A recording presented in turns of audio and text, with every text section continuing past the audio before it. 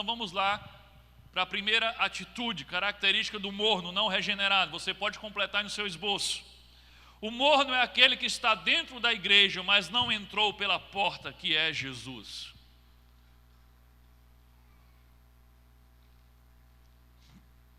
O morno é aquele que está dentro da igreja, mas não entrou pela porta, que é Jesus.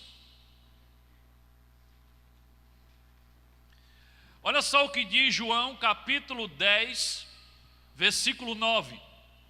Jesus diz: eu sou a porta. Quem entra por mim será salvo. Entrará e sairá e encontrará pastagem.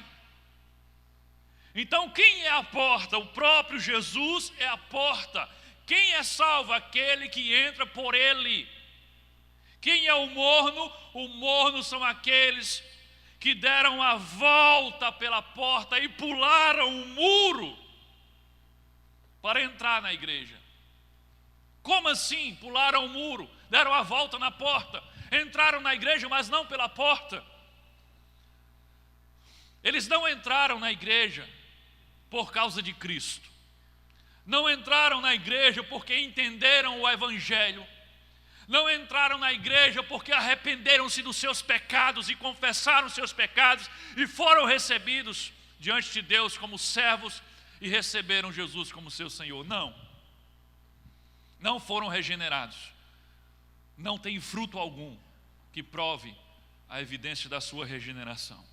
Se filiaram à igreja por conveniência, por interesse, para que Jesus melhorasse a sua vida terrena, para que Jesus pagasse as suas contas, para que Jesus fizesse você prosperar, para que Jesus te desse um carro melhor, uma casa melhor, para que Jesus curasse a tua doença.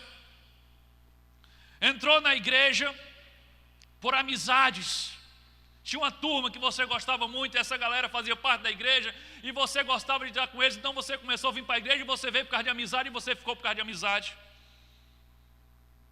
Você veio para agradar alguém, de repente era esposo, um filho, um pai, e você queria agradar ele, e aí você se sujeitou a ouvir e foi se acostumando a ficar aqui. São as pessoas que entraram na igreja pela porta errada, na verdade por cima do muro. Eles não entraram pela porta que é Jesus, eles não foram atraídos pelo evangelho verdadeiro, eles nem entenderam o evangelho verdadeiro, eles não reconheceram que eram pecadores. Eles não receberam Jesus como seu Senhor, eles não estão comprometidos com Cristo. Muitos se sentem seguros da sua salvação, uma falsa segurança da sua salvação, porque fazem parte da igreja, porque frequentam regularmente a igreja e até porque foram batizados. É possível alguém que não é crente verdadeiro ser batizado? Claro. Por quê? Primeiro que eu não tenho a capacidade de julgar o coração de ninguém. O que é que eu pergunto lá na hora do batismo? Tivemos batismo domingo passado. O que é que eu pergunto na hora de batizar? Fulano de tal dos Anzóis, você crê em Jesus Cristo como teu único Senhor e Salvador? Aí o abençoado diz o quê? Sim, eu creio. E eu digo, eu te batizo em nome do Pai, do Filho e do Espírito Santo. Eu não tenho como entrar no coração dele para saber se ele crê de verdade. Eu tenho que confiar no que ele está me dizendo. Mas o fato de você ser batizado não segura nada. Não é segurança de salvação. Eu li um comentário de Spurgeon, considerado como o príncipe dos pregadores, e ele diz algo muito interessante sobre isso. Está aí no PowerPoint, olha o que Spurgeon diz sobre isso. Se uma pessoa não vier a Cristo, você pode arrastá-la pelo fundo do Oceano Atlântico, e se sobreviver a esse batismo por imersão, ainda não será parte do corpo de Cristo. Então você se sente seguro da sua salvação porque você foi batizado. Spurgeon está dizendo que poderia ter arrastado você pelo fundo do Oceano Atlântico inteiro, num batismo gigante por imersão. Mas se você não tivesse conhecido a Cristo, isso não adiantaria nada. Por quê? Porque a porta para o corpo de Cristo, a porta para a salvação não é o batismo, é o próprio Cristo. O batismo para alguém que não crê de verdade em Cristo e não o recebeu como Senhor é apenas um banho mal tomado. Se você não é crente de verdade, se você não entregou sua vida verdadeiramente a Cristo, se você não comprometeu-se com Ele, se Ele não é o Senhor da tua vida e você passou pelo batismo, foi só um banho com roupa e mal tomado.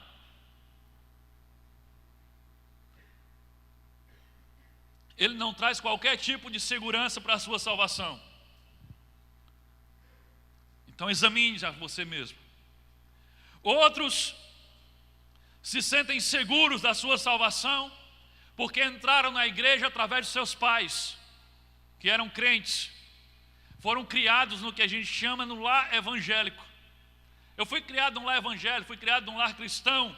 Então desde pequeno ele se acostumou a frequentar a igreja e dizer que era crente. E ele se sente seguro na fé dos seus pais. Mas ele mesmo nunca teve a sua própria fé e o seu próprio encontro com Deus.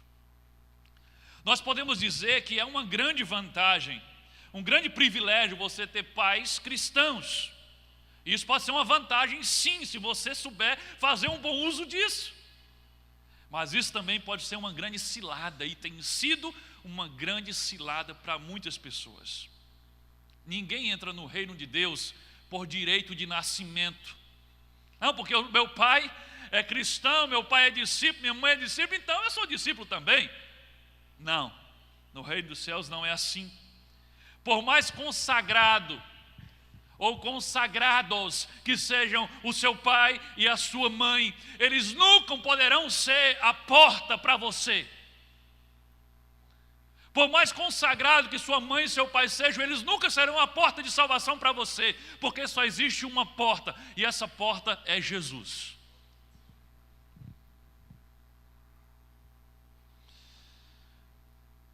Veja o exemplo dos filhos de Arão.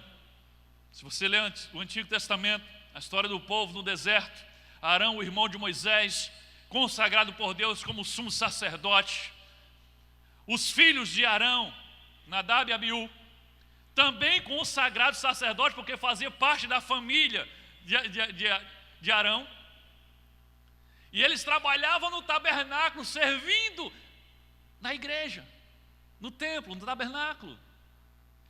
Mas certo dia eles foram lá oferecer um sacrifício e levaram o que a Bíblia chamou de um fogo estranho, um sacrifício não autorizado, um serviço mal feito, porque eles não temiam a Deus.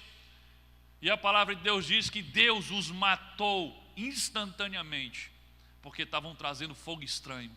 Eram filhos do sumo sacerdote Arão, trabalhavam no serviço do tabernáculo, mas Deus não se agradou deles. Eles não eram comprometidos com o Senhor, nem tinham um coração voltado para Ele.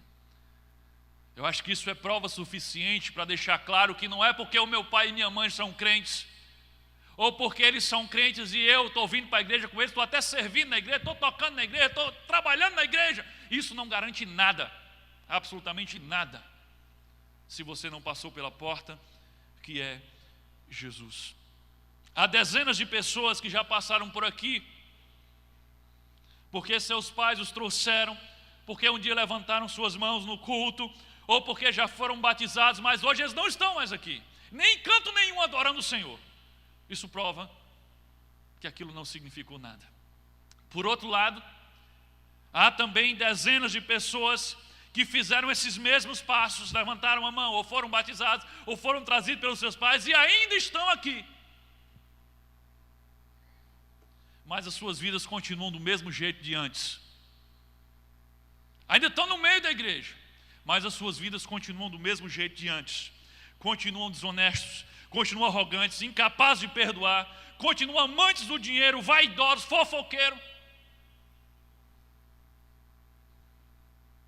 Não houve um novo nascimento. É o morno que está no meio da igreja. Simplesmente acostumaram-se a conviver no meio dos crentes, a falar no dialeto evangeliquez, mas eles não conhecem Jesus. E o pior de todos, Jesus não os conhece, nunca os conheci. Então levantar a mão no culto, ser batizado, participar da ceia do Senhor, nenhum destes atos, nem todos eles juntos, podem transformar a carne em espírito, pode transformar um filho das trevas em filho da luz. Somente Jesus Cristo, a porta, pode fazer isso.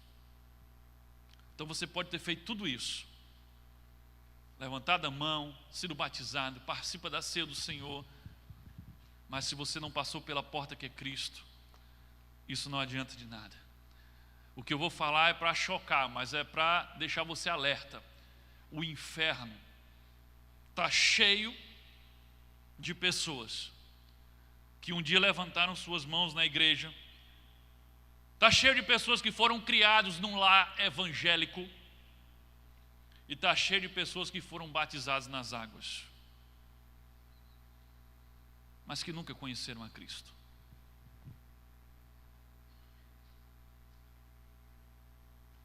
Que critério?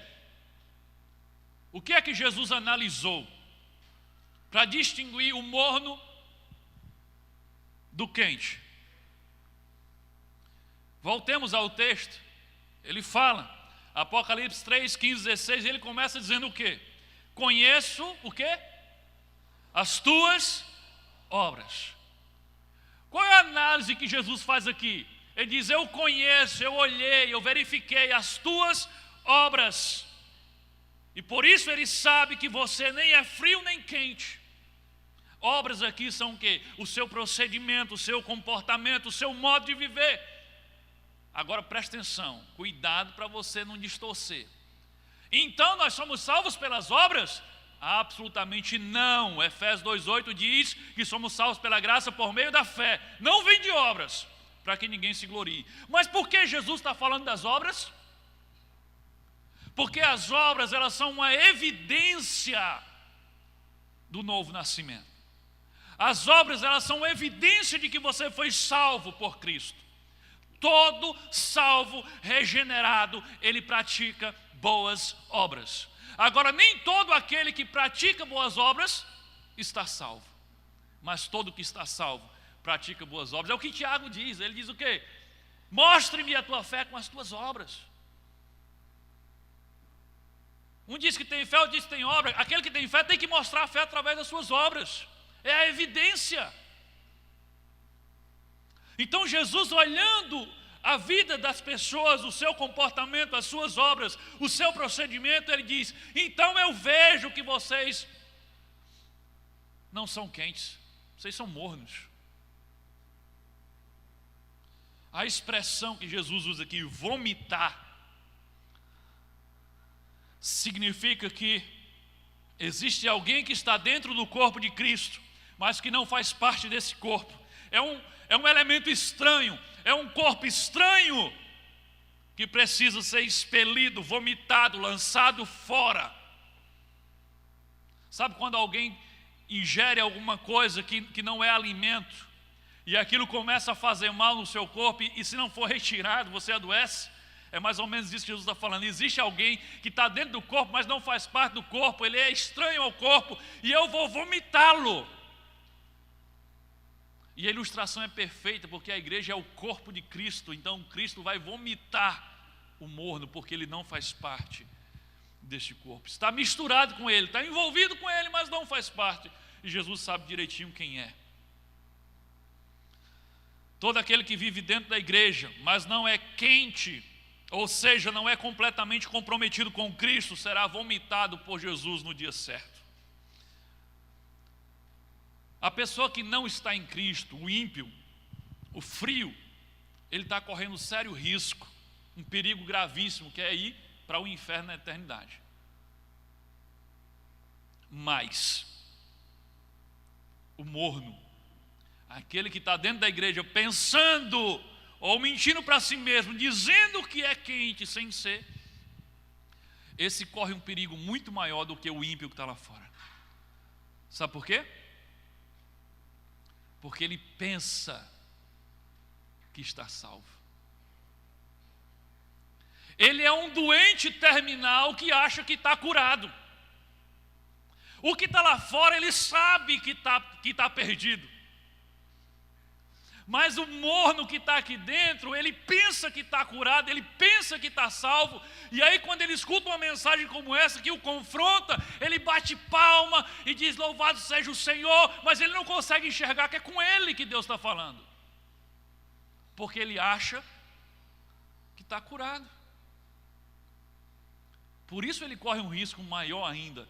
Porque ele está anestesiado, dormindo no seu pecado, e vai dormindo para o inferno e vai ser despertado quando chegar lá. Então ele corre um perigo até maior do que aquele perdido que está lá fora, que é frio. Por isso que Jesus seja logo frio, porque o frio tem consciência disso. O que Jesus disse para os fariseus? Assim, olha, eu vim para os que estão doentes, não para os que estão sãos. Os que estão sãos não precisam de médico. Quem são esses sãos? São os fariseus que pensavam que não tinham pecado, que pensavam que não precisavam de salvação. Jesus, eu não vim para vocês, porque vocês acham que não precisam de médico. Quem sabe que precisa de médico? É quem sabe que está doente. E aí, se você está dentro da igreja, mas não é crente, mas acha que é, e acha que está salvo, você pensa que está curado, mas você tem um câncer na alma que vai te matar, mas você não busca tratamento, porque você está cego, completamente cego. Você é o morno. Antes fora frio, tinha mais chance de se converter do que sendo morto dentro da igreja, morno dentro da igreja. Uma coisa é dizer Senhor, Senhor, outra coisa completamente diferente é obedecer os mandamentos do Senhor.